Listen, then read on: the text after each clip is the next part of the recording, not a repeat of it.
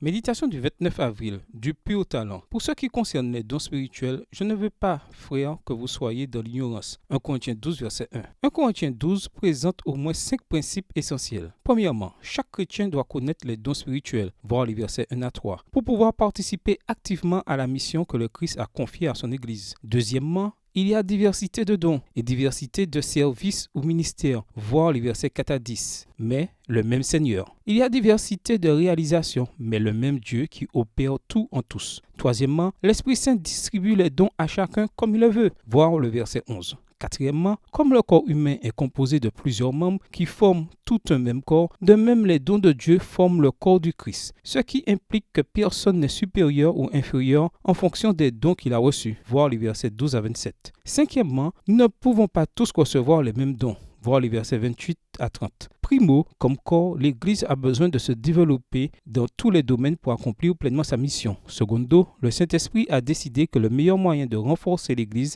était de distribuer divers dons. Dieu nous invite à utiliser les dons spirituels distribués par le Saint-Esprit afin que nous puissions aider à affermir l'Église, à maintenir son unité et à collaborer personnellement à l'accomplissement de la mission. Certains chrétiens ou prétendus tels pensent que tous les autres chrétiens doivent nécessairement être comme eux. Ce sont là des conceptions humaines, mais ce n'est pas conforme au plan de Dieu. Dans l'Église du Seigneur, il y a place pour des personnalités aussi variées que les fleurs de jardin. Dans le jardin spirituel de Dieu, il y a une abondante variété de fleurs. Extrait du livre Évangélisé, section 5, page 96. Un jour, la BBC a présenté un reportage intitulé « Pourquoi haïssons-nous les guêpes et aimons-nous les abeilles ?» La perception négative que nous avons des guêpes est injuste, car ces insectes sont aussi bénéfiques pour l'environnement que les abeilles. Elles pollinisent les fleurs, jouent un rôle clé en tuant et en mangeant des insectes considérés comme nuisibles et réduisent ainsi l'utilisation des pesticides. Les guêpes causent de l'aversion à beaucoup de gens, tandis que les abeilles sont appréciées par la majorité. Une enquête menée dans 46 pays et publiée dans la revue